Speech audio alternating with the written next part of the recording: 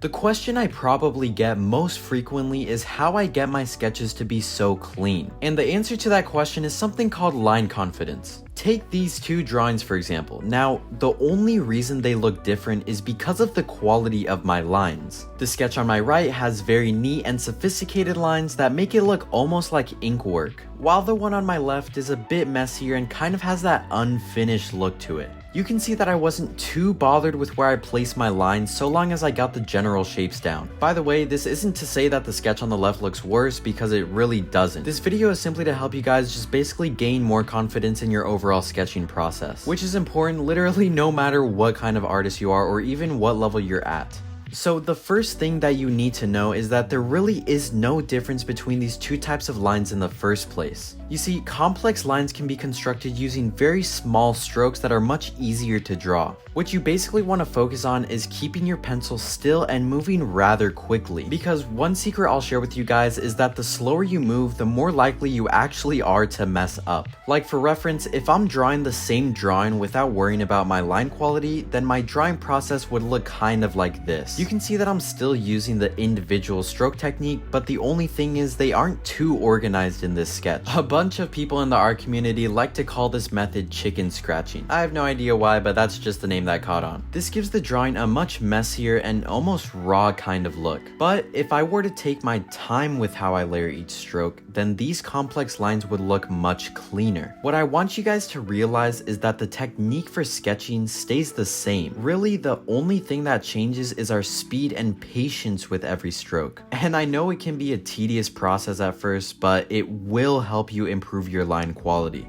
So before we actually move on to some exercises that will help you improve your line quality, I want to show you what I mean by controlling the speed of the pencil. Okay, so in front of me I have two dots on the page and I want to create a straight line that goes from dot A to dot B. So there are two ways I can do it. Sounds pretty simple, right? If I were to move slowly, you can see the beginning of my line is pretty wobbly. This is for the exact reason I was talking about earlier. Basically, all you need to know is that the slower I move my pencil, the more prone I am to my hand shaking. But if I move my pencil faster in a more fluid motion, then there isn't that wobbliness at the beginning. It helps to kind of like think about it like this. It sounds funny, but try blinking really slowly. I'm sure you can feel your eyelids kind of twitching from how slow they're actually moving as they get closer to being shut. Now blink normally. You don't feel any of that twitching because of how fast your eyelids are moving. I know that was kind of like a weird comparison, but hopefully it kind of makes sense.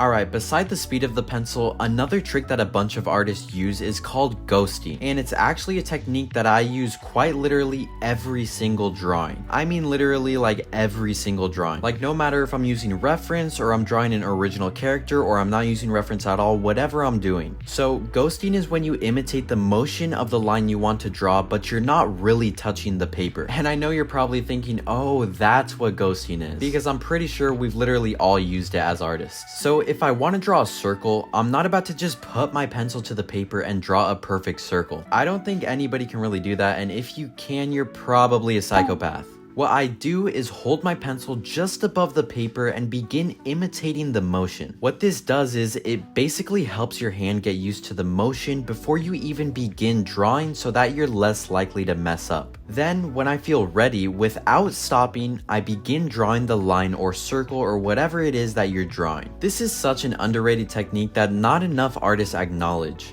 So now that we've actually identified the differences between these lines, here are some exercises that will help you with your line confidence. By the way, if you guys are truly seeking improvement, I have an art course that covers the most important parts of drawing. I'm talking anatomy, perspective, and shading lessons that I made just for you guys. So again, if you're interested, the link is in the bio of this video, and you can also find it on all of my socials. Okay, enough yapping, back to the video. Drawing simple shapes like ellipses and circles will help you get used to more fluid strokes. And what I want you guys to focus on isn't necessarily the shapes themselves, but the motion of your pencil. One other tip I'll give you guys for these exercises is to actually use your shoulder more than your wrist. And this is something that I've explained in other videos, but your wrist doesn't allow you tons of room to draw these fluid lines. So what I find helpful is using my shoulder as kind of like a point of rotation for my hand, almost like some sort of crank in a sense. This also helps to put less pressure on your wrist when you're sketching, because after a while we all know your hand can start to hurt.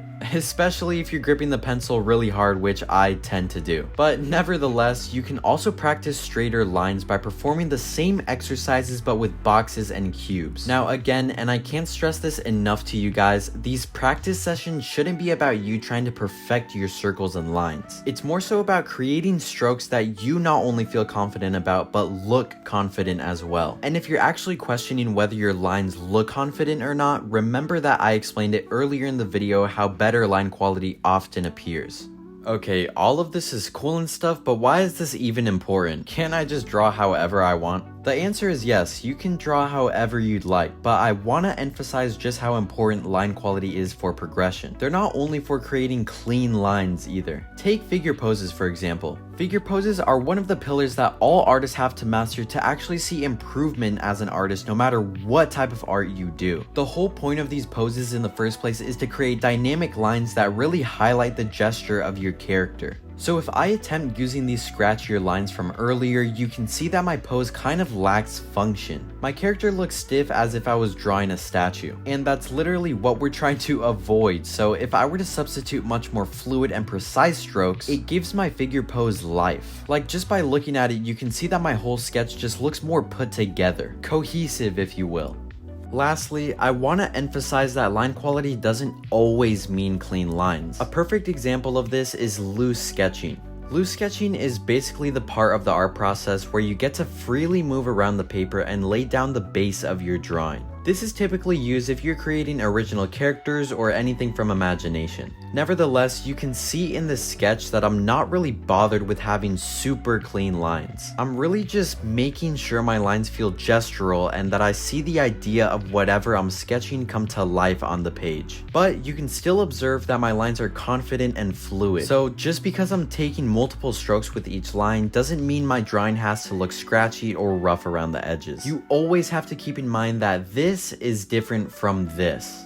So that's gonna wrap up today's lesson, and I truly appreciate you guys for watching these longer type of videos. Feel free to leave down in the comments like whatever you guys want me to go over, anatomy, perspective, literally anything, because I'm literally gonna go through all of the comments. And also be sure to subscribe to my channel if you're new. It just gives me more motivation to continue putting out these lessons for you guys. And remember, artist to artist, I wanna help you guys as much as possible. So if you're interested, there's gonna be a link in the description for more art lessons. In those lessons, I teach you just how I am here, but in those lessons I'm teaching anatomy, perspective, and shading. They just go much more in depth. And all my other socials will also be linked in the bio if you haven't already followed those. We're about to hit 1 million on Instagram, which is absolutely insane, but nevertheless, thank you guys for watching, and I'll catch you guys later.